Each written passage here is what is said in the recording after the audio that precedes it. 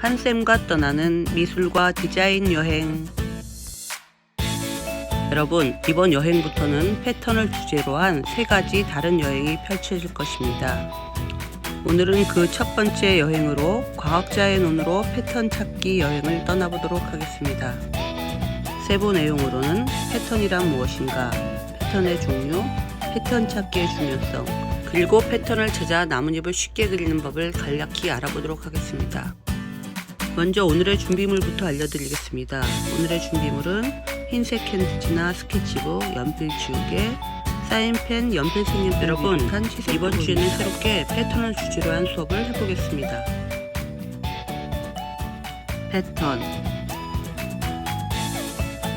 패턴이란 무엇이죠? 똑같은 것이 반복되는 것? 아니면 같은 모양, 같은 무늬가 반복되는 것? 사전에 의하면 패턴이란 되풀이되는 사건이나 물체의 형태를 가리키고 예측하는 방식으로 되풀이된다고 나와 있고요. 가장 기본적인 패턴은 반복과 주기성에 기반을 둔다라고 나와 있습니다.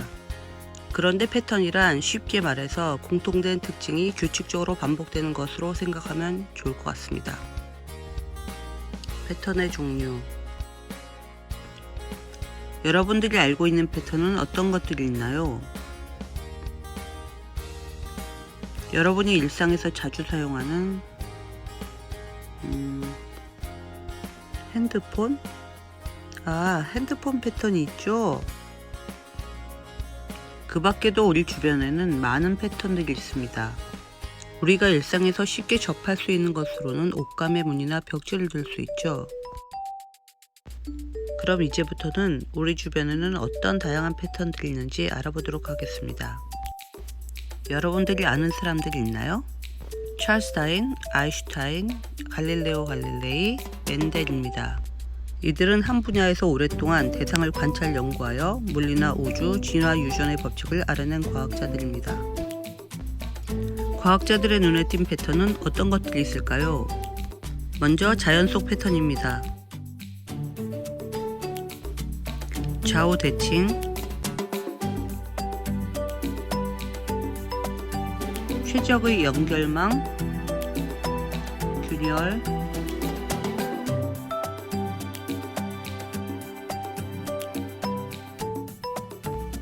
하늘과 땅의 갈라짐, 나선,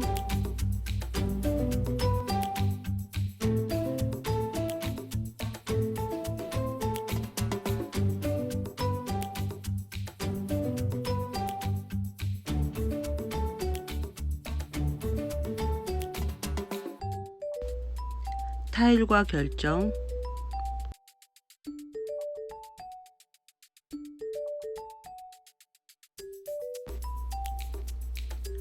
줄과 점, 무늬의 다양성,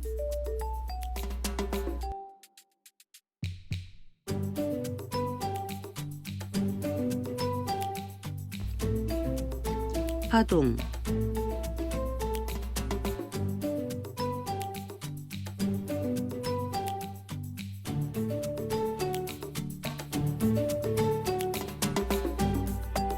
거품,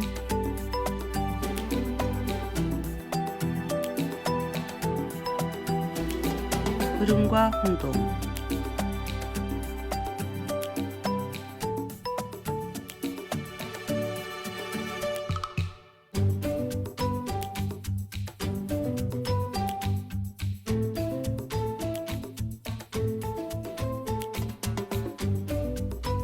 프랙탈,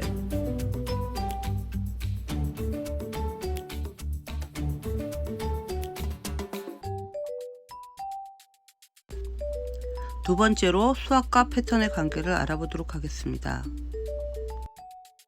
프랙탈은 일부 작은 조각이 전체와 비슷한 기하학적 형태를 말하며 자기 유사성을 갖고 있습니다. 프랙탈 기하학은 수학의 한 분야로 과학, 공학, 컴퓨터, 예술에서도 적용되며 자연계에서도 프랙탈 구조가 자주 발견됩니다.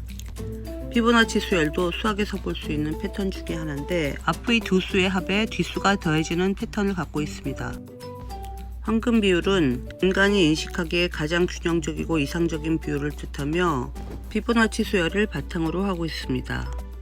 피보나치 수열은 자연과 우주 그리고 인간의 몸에서도 찾을 수 있습니다. 이제 수학에 이어 화학에는 어떤 패턴이 있는지 찾아보도록 할까요?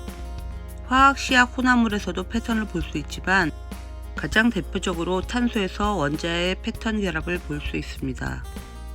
화학자인 케큘러는 벤젠의 원자 원리에 대한 아이디어를 꿈속에서 떠올렸다고 하죠.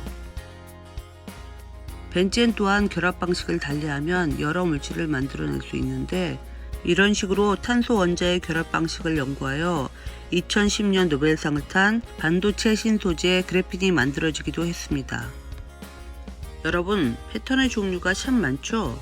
이제부터는 패턴의 중요성에 대해서 알아보도록 하겠습니다. 패턴의 중요성. 탄소의 경우에서도 알 수 있듯이 과학에서 패턴의 연구는 중요합니다. 그런데 여러분, 사회적 현상에서도 패턴이 있다는 걸 아세요? 유행이나 범죄, 전염병 등이 그렇습니다. 이러한 것들은 유사한 형태를 반복하며 어느 정도 확률적인 예측이 가능합니다. 또한 요즘은 빅데이터를 통해 분석의 정확도가 높아지고 있습니다. 때문에 무수한 패턴을 이해하면 세상을 바라보는 새로운 시각을 가질 수 있으며 미래에 대한 예측과 준비가 가능해집니다.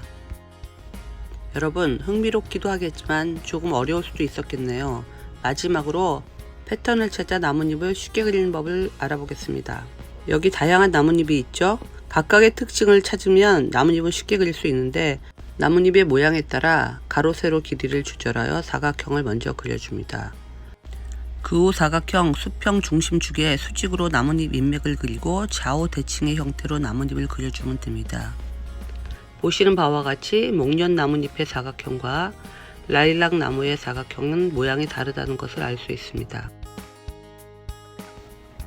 자, 그럼 이 나뭇잎은 라일락과 같은 형태가 되겠죠? 이 나뭇잎은 가로의 길이가 살짝 긴 정사각형의 형태부터 출발하면 되겠습니다. 그럼 이 나뭇잎은 어떻게 할까요? 제일 중요한 것은 인맥을 중심으로 좌우 대칭으로 나누어진다는 것입니다. 이 경우도 나무 가지를 중심으로 좌우 대칭으로 나뭇잎들이 서로 바라보고 있는데요. 오른쪽 위쪽에 나뭇잎이 중간이 아니라 나뭇잎 끝이 달려있는 것을 잘 살펴보아야 합니다. 이건 포플라 나뭇잎인데요. 이것도 큰 인맥들을 그려줍니다. 그 인맥을 중심으로 좌우 대칭이 되면서 인맥 끝부분이 뾰족하게 그려진다는 것을 알고 그리면 됩니다. 삼지창 형태의 중심 인맥을 따라 큰 나뭇잎의 모양이 결정되고 작은 인맥에 따라 나뭇잎의 디테일한 모양이 결정됩니다. 이렇게 잎이 여러 개 달린 경우는 나뭇잎들이 마주나기인지 돌려나기인지 어긋나기인지를 살펴보고 그리면 되고요. 제가 소나무는 못 따왔는데 소나무는 이런 식으로 그리면 됩니다. 자, 이 단풍잎과 은행잎은 O자를 갖고 합니다. 그래서 아까 말한 것처럼 자, 동그라미를 그어서 그어줍니다. 또 하나 더 할게요. 해주고 중요한 게 뭐냐면 얘는 여기가 기준점, 이게 요겁니다. 그리고 이거는 나중에 할게요. 요걸로 할게요. 이렇게 다시고도 아까 말한 것처럼 이렇게 이어지고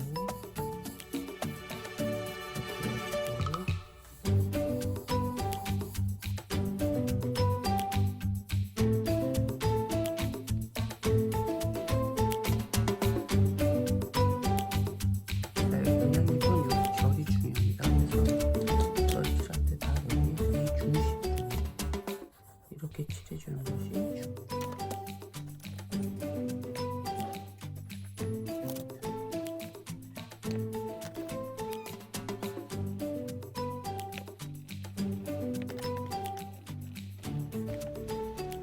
자, 완성되었습니다. 이제껏 보았듯이 패턴을 이용해서 그리면 나뭇잎을 보다 쉽고 정확하게 그릴 수 있습니다. 여러분, 잘 이해했나요? 제일 중요한 것은 관찰입니다. 다음 시간 안내입니다. 다음 여행은 패턴이란 주제로 펼쳐지는 두 번째 여행으로 디자이너의 눈으로 패턴 찾기란 주제로 여행을 떠날 것입니다. 다음 시간에도 함께 하길 바랍니다. 감사합니다.